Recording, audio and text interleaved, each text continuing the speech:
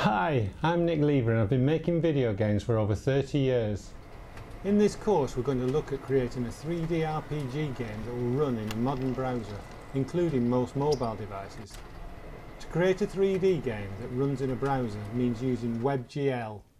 WebGL is a low-level API that's pretty tough to use, but there is a terrific open source library available to make your life so much easier.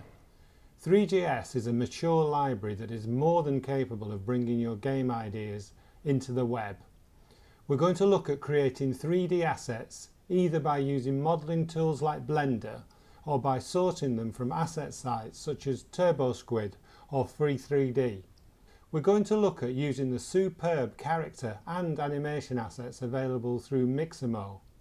I'll show you how easy it is to load these assets into your game, and we're going to look at the techniques used to move your characters around an environment and interact with the environment by reacting to their location. We'll add cutscenes to the game and we'll add sound that reacts to the camera location. The course is very focused, so in a little over an hour you'll have the insights to start work on your own game. I'm really looking forward to seeing what you create.